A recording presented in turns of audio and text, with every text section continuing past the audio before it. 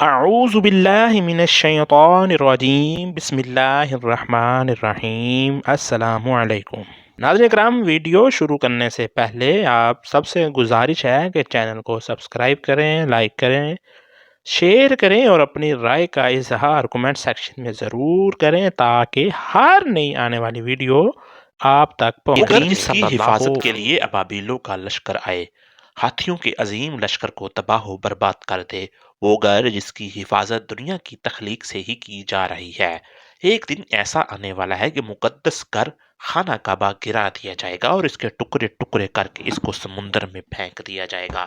لیکن یہ کب ہوگا اور کون ایسا بدبخت ہوگا جس کے ہاتھ سے خانہ کعبہ تباہ ہوگا؟ کیونکہ خانہ کعبہ کے ٹکڑے کیے جائیں گے۔ ناظرین اکرام، قوام عالم کے مطالعے سے پتہ چلتا ہے کہ خانہ کعبہ اور حرم شریف بہت سے سائنحات سے متاثر ہوتے رہے ہیں۔ طوفان نوح کی وجہ سے سیدنا آدم علیہ السلام کی بنائی ہوئی بیت اللہ کی بنیادیں بھی غرق آب ہو گئیں، یعنی کہ ریلے نے خانہ کعبہ کی جگہ ریت اور مٹی اکٹھی کر دی۔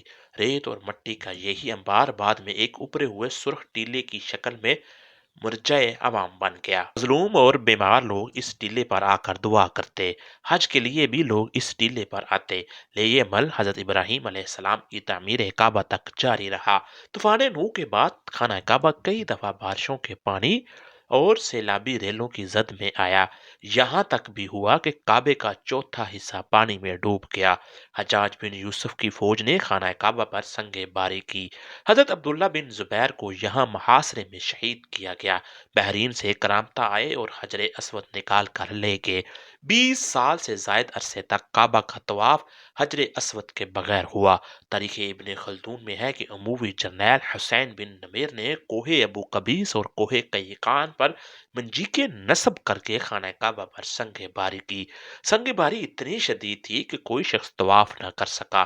اس حملے میں خانہ کعبہ کی چھت اور پردے بھی جل گئے، لیکن ان سب واقعات کے باوجود خانہ کعبہ موجود رہا۔ اللہ تعالیٰ کا ہمارے آقا دو جہاں پر خاص کرم یہ کہ آپ صلی اللہ علیہ وآلہ وسلم کو اللہ تعالیٰ نے تمام علوم سے عطا فرمایا جن کا ادراک ہماری انسانی ذہن کبھی نہیں کر سکتا۔ جو بات ہمارے پیارے آقا دو جہاں نے فرما دی وہ پوری ہو کر رہے گی۔ اللہ تعالیٰ ارشاد فرماتا ہے، اور وہ کوئی بات اپنی خواہش سے نہیں کرتے، وہ تو نہیں مگر وہ وہی جو انہیں کی جاتی ہے۔ بعض علماء اکرام نے کہا ہے کہ خدا ہر چیز پر قادر ہے۔ اللہ تعالیٰ کے علم کے سمندر کے مقابلے میں نبی کریم صلی اللہ علیہ وآلہ وسلم کا علم ایک قطرہ ہے، مگر آپ کا یہ قطرہ تمام مخلوق کے لیے ایک سمندر کے برابر ہے۔ ناظرین، یہ بات سچ ہے کہ آپ کے علم کے بارے میں اندازہ نہیں لگا سکتے۔ اللہ کی ذات تو بہت وسیع ہے۔ ہم اس کا اندازہ کس طرح لگا سکتے ہیں کہ آپ صلی اللہ علیہ وآلہ وسلم نے اپنے سے پہلے گزرے ہوئے انبیاء کرام اور ان کی امتوں کے ساتھ آنے والے وقتوں کے بارے میں بھی ہمیں اپنی امت کو آگاہ کر دیا۔ محدثین اکثر علماء کرام کا کہنا ہے کہ جب قیامت قریب آنے والے ہوگی تو خانہ کعبہ کو گرائے جانے کا قصہ پیش آئے گا۔ جن لوگوں کو اس کے بارے میں علم ہے ان کو سب اس کے بارے میں حدیث مبارکہ کی روشنی میں بتاتے ہیں۔ ناظرین، خانہ کعبہ اللہ کی نشانیوں میں سے ایک عظیم الشان نشانی ہے۔ جب تک کعبہ قائم ہے اس وقت تک دنیا بھی قائم و دائم رہے گی۔ جب خانہ کعبہ کو گرا دیا جائے گا تب قیامت رونما ہوگی۔ جب قیامت قریب آئے گی ایک بدبخت حبشی خانہ کعبہ کو گرا دے گا، پھر قیامت آ جائے گی۔ اس کمینے حبشی کے بارے میں آقا دو جہاں نے ارشاد فرمایا کہ اس حبشی کی شکل و صورت ایسی ہوگی، ایک چھوٹی چھوٹی پنڈلیوں والا حبشی خانہ کعبہ کو گرا دے گا۔ جب بخاری شریف میں لکھا ہے کہ حضرت محمد صلی اللہ علیہ وآلہ وسلم نے ارشاد فرمایا، گویا میں اس حبشی کو دیکھ رہا ہوں، وہ کالا اور چوڑی ٹانگوں والا ہے، کعبہ کے پتھروں اور اینٹوں کو اکھاڑ اکھاڑ کر پھینک رہا ہے۔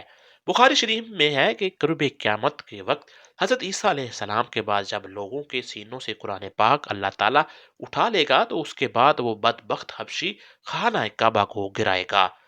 ناظرین، اس حدیث میں افحج کا لفظ ہے۔ افحج وہ ہے جو اکڑتا ہوا چلے یا چلتے میں اس کے دونوں پنجے تو نزدیک رہیں، دونوں ایڑیوں میں فاصلہ رہے۔ وہ حبشی مردود جو قیامت کے قریب کعبہ ڈائے گا وہ اسی شکل کا ہوگا۔ دوسری روایت میں ہے کہ اس کی آنکھیں نیلی، ناک پھیلی ہوئی ہوگی، پیٹ بڑا ہوگا، اس کے ساتھ اور لوگ ہوں گے، وہ کعبہ کا ایک ایک پتھر اکھاڑ ڈالیں گے اور سمندر میں لے جا کر پھینک دیں گے۔ یہ قیامت کے بالکل نزدیک ہوگا۔ یہ بات بھی ذہن میں رہے کہ ان قیامت کی نشانیوں سے متعلق روایات میں چند ایک معاملات اور شخصیات کو چھوڑ کر ان کا وقوع ہونے کا وقت، حالات اور شخصیات، اقوام و عالم کا معاملہ کافی مبہم ہے اور واضح نہیں ہے کہ اس پر کوئی حتمی رائے دی جا سکے کہ کب کون سے خروج کرے گا وغیرہ۔ آج کل کے سیاسی تناظر میں لوگ اور اکثر علماء کرام بھی یہ سمجھ رہے ہیں کہ بس قیامت صرف چند سالوں یا چند دہائیوں میں آنے والی ہے۔ کعبہ اور مسجد نبوی کو یمن یا ایران کے جنگجو تباہ کر دیں گے یا خود زمین میں دھنس جائیں گے۔ آئندہ چند سالوں میں امام مہدی اور حضرت عیسیٰ علیہ السلام کا نزول ہو جائے گا۔ ناظرین کرام، برمودا ٹرائی اینگل سے دجال نمودار ہوگا اور فتنہ پھیلائے گا۔ یہودیوں، عیسائیوں اور مسلمانوں کی آپس میں جنگ ہوگی جو بس چند دن کی دوری پر ہے، وغیرہ وغیرہ۔ حقیقت یہ ہے کہ یہ سب قیاس آرائیاں سادہ لوگ عوام الناس کو محدود کرنے اور عمل جہاد سے دور کرنے کے لیے کی جاتی ہیں۔ اگر گہری نگاہ سے دیکھا جائے تو بڑے بڑے فتنے تو کئی صدیوں پہلے سے ہی رونما ہونا شروع ہو گئے تھے۔